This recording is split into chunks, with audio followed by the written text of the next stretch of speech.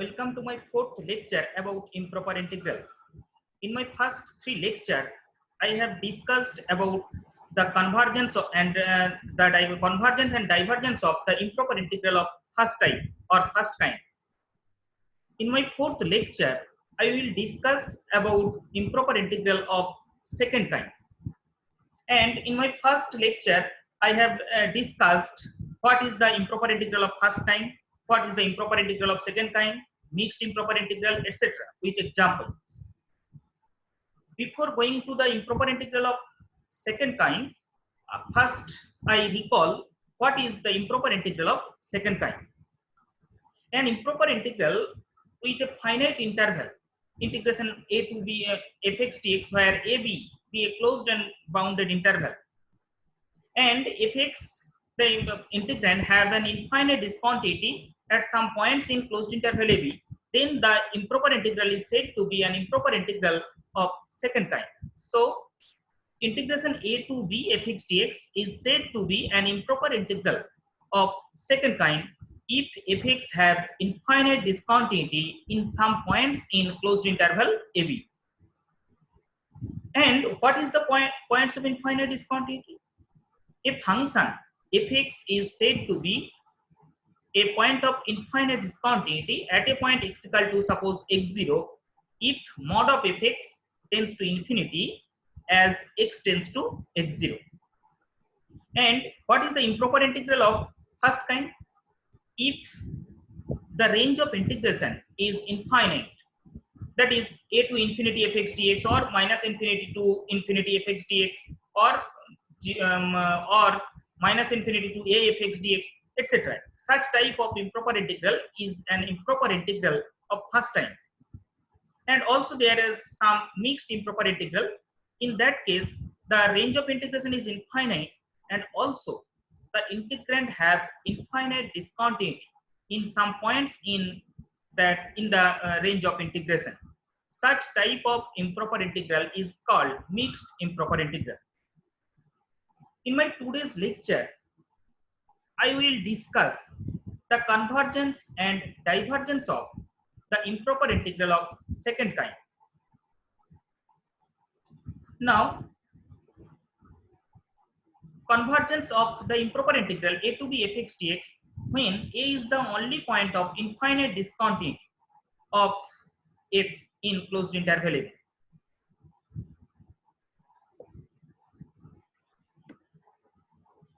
So here a is the only point of infinite discontinuity. So if we exclude the point a by taking a positive epsilon, then the closed interval a plus epsilon, in the closed interval this one a plus epsilon comma b, the function fx is bounded and integrable on that interval.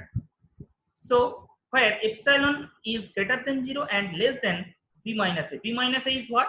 B minus a is the length of this interval, upper limit minus lower limit, that is length of that interval AB, closed interval AB.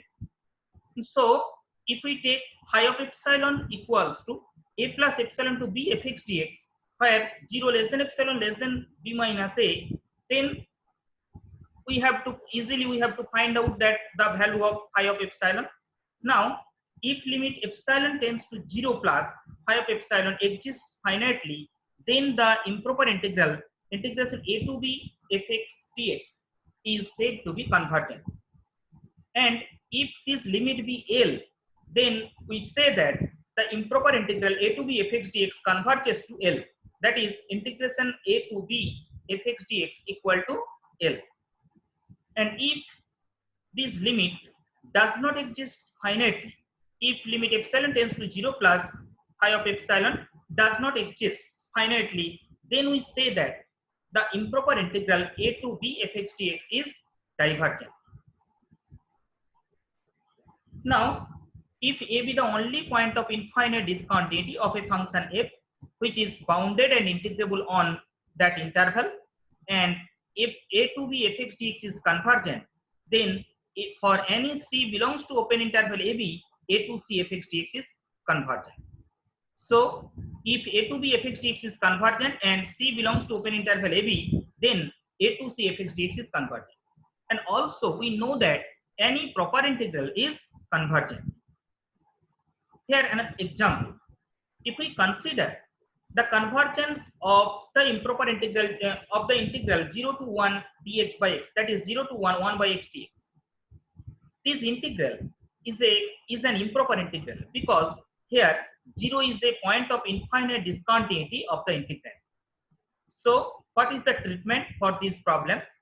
So the integrand is bounded and integrable on 0 plus epsilon, that is epsilon comma 1 for all epsilon satisfying 0 less than epsilon less than b minus a is what here? B minus a is 1 minus 0, that is 1. So 0 less than epsilon less than 1. Now if we take phi of epsilon equal to 0 epsilon to 1 by x dx, then this value of that integration is minus of log epsilon. And if we take limit as epsilon tends to 0 plus, that is limit epsilon tends to 0 plus phi epsilon equals to this one, it will be infinity. Here this limit does not exist finitely. So the improper integral 0 to 1 dx by x is divergent. Now another example. Here if we examine the convergence of the improper of the integral 0 to 1 dx by root x. Here we observe that this is an improper integral because here also 0 is the point of infinite discontinuity of the integrand. So the integrand is bounded and integrable on that interval epsilon comma 1, and so if here limit epsilon tends to 0 plus this quantity will be equal to 2. Since this limit exists finitely, so we can say that the integral 0 to 1 dx by root x is convergent and it converges to 2. Therefore 0 to 1 dx by root x equal to 2. Now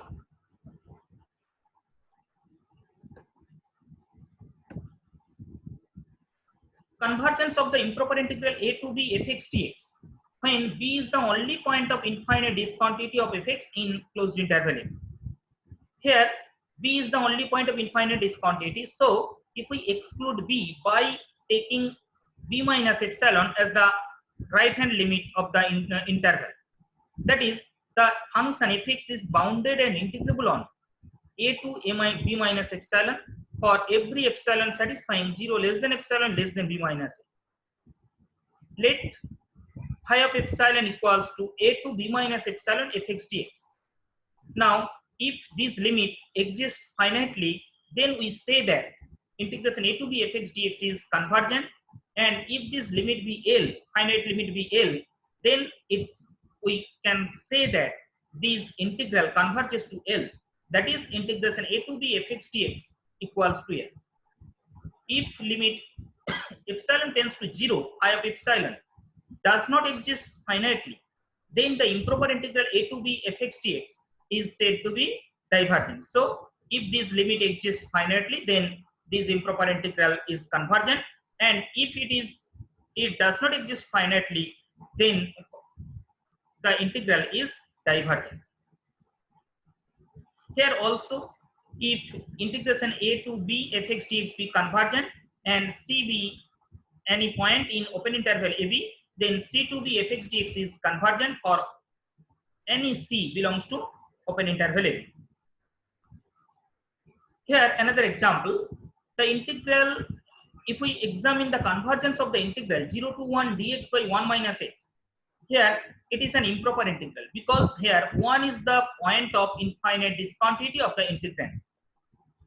Now here it is bounded and integrable on 0 to 1 minus epsilon for all epsilon satisfying 0 less than epsilon less than 1, and limit epsilon tends to 0 plus integration 0 to 1 minus epsilon this one equal to infinity. So since this limit does not exist finitely, so that the improper integral 0 to 1 dx by 1 minus x is divergent. So it is a divergent improper integral. Another example, if we check the convergence of the integral 0 to 1 dx by root over 1 minus x square. Here this is an improper integral because 1 is the point of infinite discontinuity of the integrand. The integrand is bounded and integrable on that interval, and it is bounded for all epsilon satisfying this one. Now limit epsilon tends to 0 plus, this limit equals to pi by 2. So it is finite. Since this limit exists finitely, so the improper integral 0 to 1 dx by root over 1 minus x square is convergent, and it converges to that limit, that is converges to pi by 2. Now convergence of the improper integral a to b when a and b are both point of infinite discontinuity of the integrand. Here we have to exclude the points a and b by taking two positive real numbers, epsilon and epsilon dash. So it is bounded and integrable on a plus epsilon and b minus epsilon dash for every epsilon comma epsilon dash satisfying that conditions. Now we have to take one intermediate point c belongs to open interval ab. Then if the integrals a to c fx dx and c to b fx dx both convergent, then you say that integration a to b fx dx is convergent, and integration a to b fx dx equal to a to c fx dx plus c to b fx dx. So here there are two improper integrals. If these two both that the improper integrals a to c fx dx, here a is the point of infinite discontinuity. For this integral c to b fx dx, here b is the point of infinite discontinuity. So if both the integral this one and this one is convergent, then a to b fx dx is convergent, and the value of that integration is the sum of the individuals integrals. If one of a to c fx dx or c to b fx dx be divergent, at least one of these two integral be divergent, then the improper integral a to b fx dx is divergent.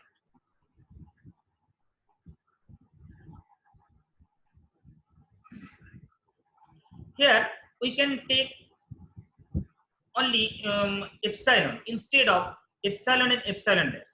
This value is said to be the Cauchy's principal value.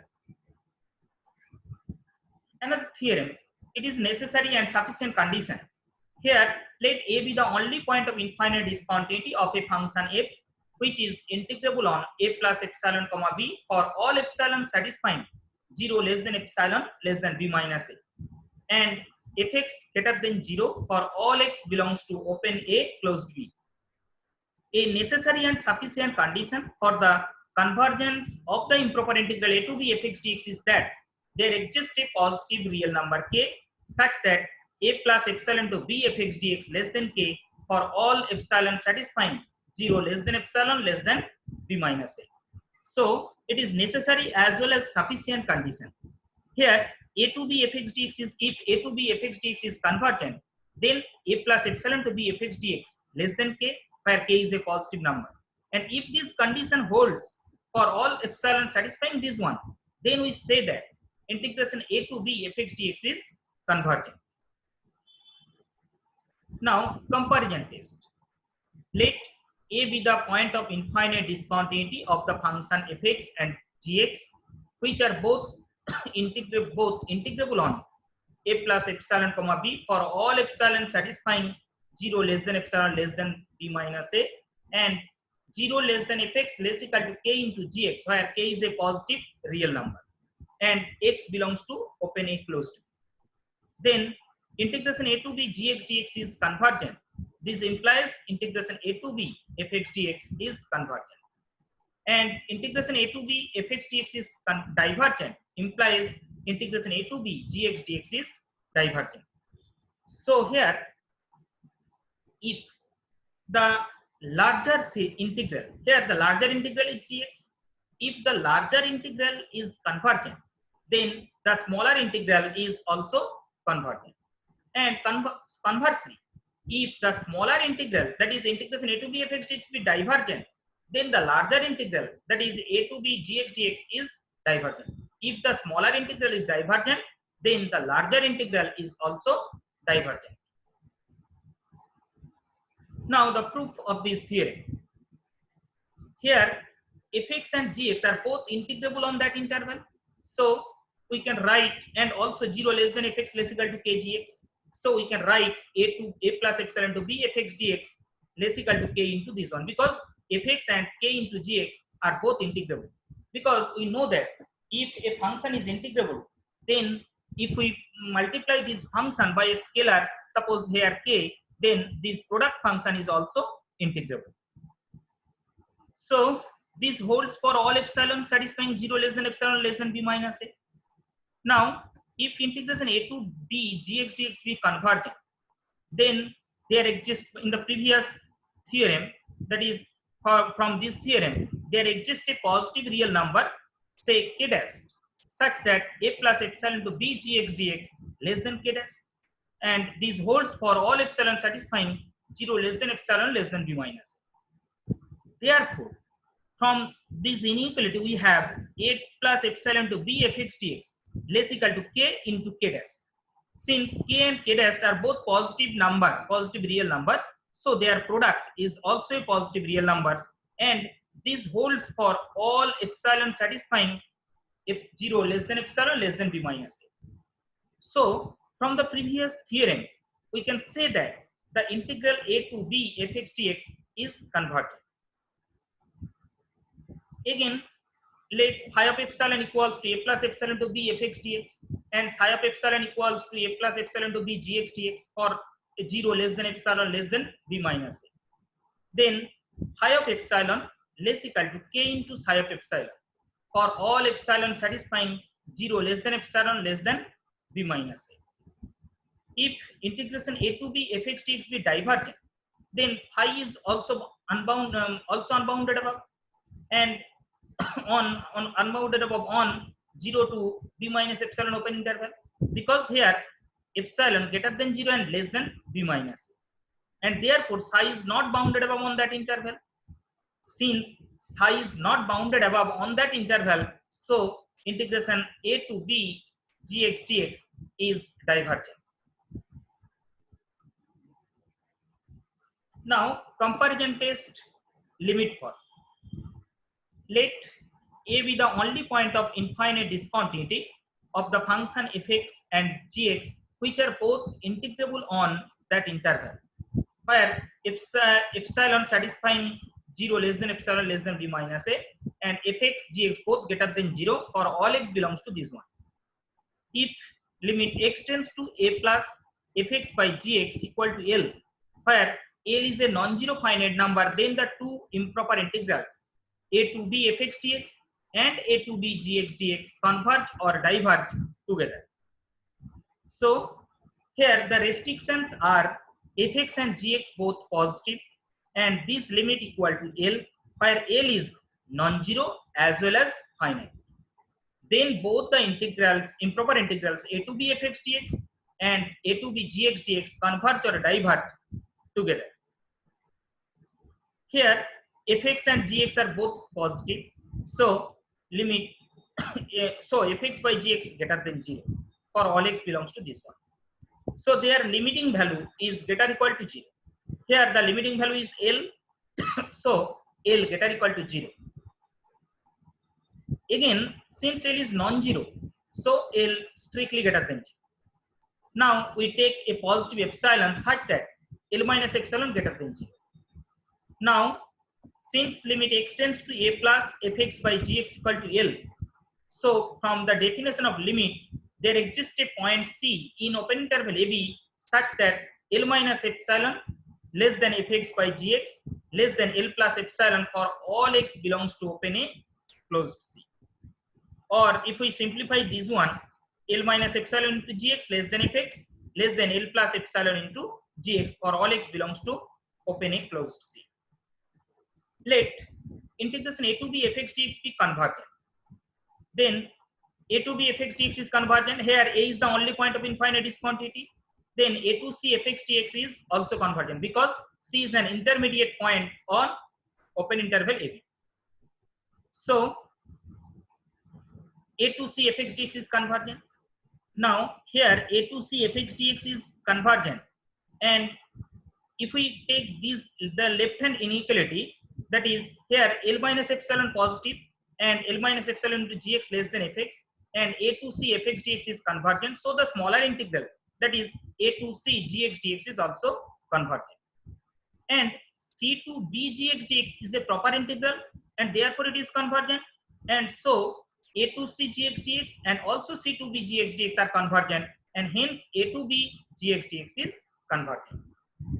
Because we know that any proper integral is convergent. Here c to b gx dx is a proper integral, because here there is no point of infinite discontinuity of gx. So this is proper integral. So a to b gx dx is convergent. Now if we take a to b gx dx is convergent, then obviously a to c gx dx is convergent, because c is an intermediate point, that is c belongs to open interval ab. And if we take the right hand inequality, that is this one, then since gx is convergent, a to c gx dx is convergent, so the smaller integral, that is a to c fx dx is also convergent. And c to b fx dx is a proper integral, and therefore it is convergent. So a to b fx dx is convergent. Again, if we take a to b fx dx be divergent, then a to c fx dx is divergent.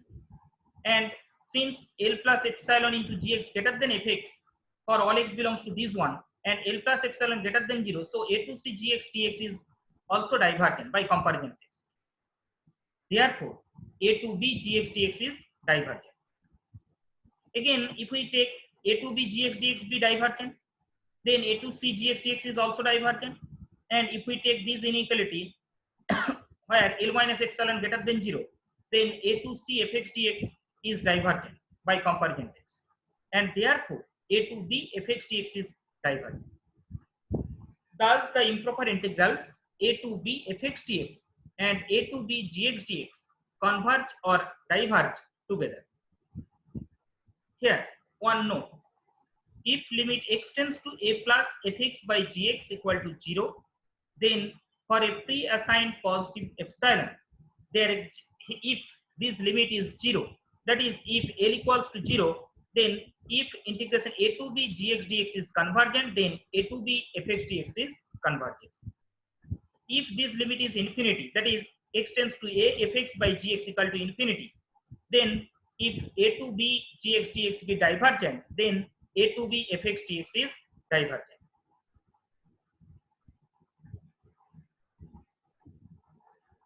Here I stop here. In my second lecture, in my fifth lecture, I will discuss the rest portion of improper integral of second kind.